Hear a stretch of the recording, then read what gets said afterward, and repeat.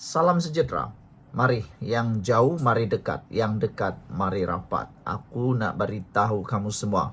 Saya nak kongsikan dengan kamu semua satu penemuan yang luar biasa tentang seorang ahli parlimen daripada PAS.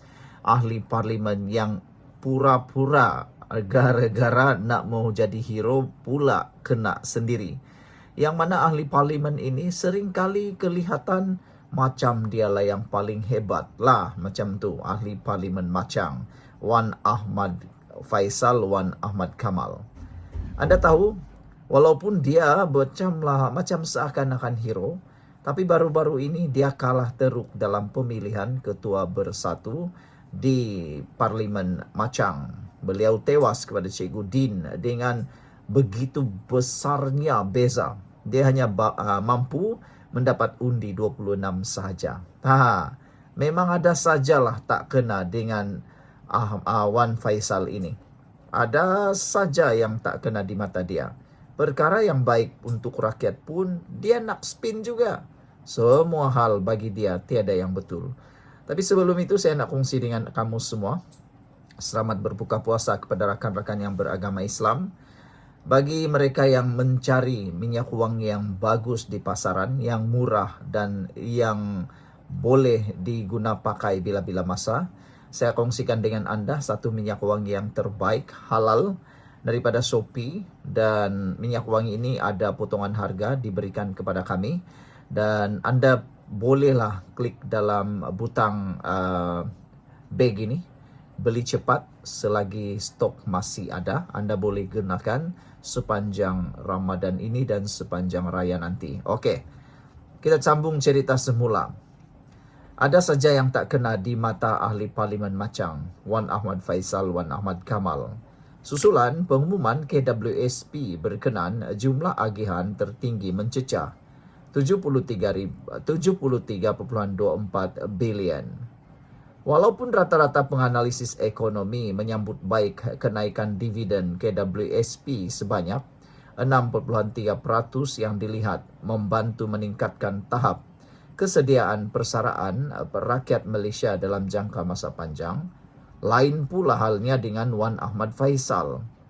Wakil Rakyat Perikatan Nasional itu membangkitkan penggunaan hampir keseluruhan pendapatan kasar yang diperoleh KWSP pada tahun lalu untuk pembayaran dividen. Katanya, kadar dividen 6.30% untuk kedua-dua simpanan konvensional dan syariah yang diumumkan KWSP sebagai tidak sesuai kerana menggunakan hampir keseluruhan pendapatan kasarnya. Ada netizen kata, wah, sejauh mana pintarnya Wan Faisal ini. Sampai dia kata tidak sesuai kerana menggunakan hampir keseluruhan pendapatan kasarnya. Bolehkah dia mencadangkan sesuatu yang lebih baik daripada itu? Ramai orang sebenarnya geram jugalah dengan dia ni kan. Dia seringkali menimbulkan kontroversi, komplain sana sini. Tapi bila ditanya tentang cadangan, seakan-akan beliau tidak mampu memberikan cadangan yang lebih bernas. Mengulas pendirian pemimpin bersatu itu, pemerhati politik Liana Marzuki menasihatkan agar Wan Faisal mencari isu yang lebih bijak. Naratif asal KWSP dah rugi melabur di MHB. Mesti dividen bagi rendah tahun ini. Sekali KWSP bagi dividen tinggi, akaun syariah pun sama naik. Naratif modified, kenapa pula KWSP bagi dividen tinggi? Hampir semua pendapatan diberi kepada pencarum. Dah kenapa kau ni YB? Dulu sembang lain, sekarang lain templaknya pula. Beliau berpendapat tidak ada masalah pun untuk KWSP memberikan dividen tinggi kepada pencarum. KWSP itu guna duit rakyat sebagai pencarum. Apa masalahnya dia nak bagi tinggi? Kami juga yang untung. Carilah isu lain yang bijak sikit. Takkan perkara baik untuk rakyat pun nak spin juga, ujar beliau. Liana turut membangkitkan bagaimana Wan Faisal sebelum ini heboh dari isu cetak wang hingga ke surat layang. Dalam masa sama, pengamal undang-undang berkenan turut bimbang masa depan negara jika pemimpin muda hari ini bersikap seperti Wan Faisal.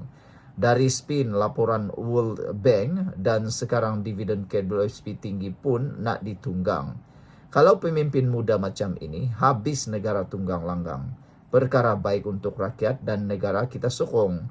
Janji tak sakau duit tu untuk anak atau menantu, kata Liana lagi. Ini memang hebat punya cerita lah ini saudara-saudara. Jadi sekian dulu untuk kali ini. Jangan lupa tinggalkan komen Anda. Bye-bye. Salam sejahtera, terima kasih karena bersama dengan saya di Nazilin Unity Channel. Akhirnya Akmal Saleh pula bersuara selepas Ismail Sabri Yaakob disahkan disiasat sebagai suspek di dalam kes penemuan 170 juta ringgit dan jongkong emas bertimbun-timbun. Yang menariknya, Akmal Saleh tiba-tiba pula bersuara. Apa kaitan Akmal Saleh dengan isu ini? Sehingga beliau seakan-akan menjadi hero. Rupa-rupanya Akmal Saleh, Ketua Pemuda UMNO, menyatakan percepat bentang RUU pendanaan politik. Sebenarnya ramai orang tak setuju dengan pendanaan politik ini. Mereka risau kalau nanti ada RUU pendanaan politik yang tidak sempurna, ada lompong di sana sini, seperti isu lompat parti, kes RUU lompat parti yang mempunyai lompong di sana sini. Ada yang risau jika RUU pendanaan politik dilakukan akan lebih banyak wujud rasuah dan pengubahan wang haram. Atau netizen kata, jangan-jangan nanti ini akan menjadi jalan atau tempat di mana para penyakau uang negara, para penyakau uang rakyat, para penerima kecanduan dengan rasuah akan menggunakan peluang RUU pendanaan politik ini untuk mengaktifkan rasuah di mana-mana. Apalagi yang lebih hebat ialah di mana-mana tempat uang akan boleh masuk dan mereka akan melakukan apa-apa penipuan yang boleh dianggap dana politik. Jadi rasuah dijadikan dana politik. Pengubahan wang haram dijadikan dana politik. Apa-apapun boleh dijadikan dana politik. Itu sebab ramai yang tak setuju sebenarnya dengan RUU pendanaan politik ini. Secara pribadi, saya pun tidaklah berapa setuju dengan pendanaan politik ini. Kerana belum ada mana-mana duluan yang boleh kita ikuti untuk RUU pendanaan politik ini. Jika berlaku kelompongan atau berlaku mana-mana yang tidak sempurna, pasti mereka akan gunakan itu untuk jalan menipu, mengubah wang haram dan rasuah. Di sanalah mereka akan berusaha habis-habisan. Jadi apabila Akmal Saleh kata percepat bentang RUU pendanaan politik ini, sebenarnya sayalah kurang tidak setuju. Bagaimana pula dengan Anda? Kerajaan digesa untuk segera membentangkan rang undang-undang pendanaan politik bagi memastikan ketelusan dalam sumbangan keuangan kepada parti politik, katanya. Ketua Pemuda UMNO Datuk Dr. Akmal Saleh berkata, tindakan menangkap dan mendakwa individu yang menerima dana sahaja tidak mencukupi. Sebaliknya, mereka yang memberi sumbangan juga perlu diheret ke muka pengadilan. Baru mereka rasa takut. Sebab itu, akta pendanaan politik perlu dilaksanakan agar kita boleh tahu siapa yang menerima dan siapa yang menyumbang, katanya dalam satu kenyataan. Justru Pemuda UMNO Malaysia mendesak kerajaan agar mempercepat pembentangan rang undang-undang berkenan supaya ia dapat dilaksanakan segera. Saya harap kerajaan lebih berhati-hati dengan rang undang-undang pendanaan politik ini. Kata Akmal Saleh, jika tidak, sampai bila rakyat akan terus dipermainkan oleh golongan ini. Siapakah yang mempermainkan itu? Orang-orang politik lah. Termasuklah orang-orang politik. Suruhanjaya Pencegahan Rasuah Malaysia pada Isnin mengesahkan bekas Perdana Menteri Datuk Seri Ismail Sabri Yaakob kini dianggap suspek dalam kes rasuah dan pengubahan wang haram di siasat agensi itu dan bukan lagi sebagai saksi. Ketua Pesuruhjaya Tan Sri Azam Baki berkata, Ia susulan penemuan uang tunai kira-kira 170 juta ringgit dalam sebuah safe house hasil serbuan dilakukan pihaknya. Difahamkan, Ismail akan rekod keterangan kali kedua berhubung kes rasuah dan penggubahan wang haram pada Rabu ini.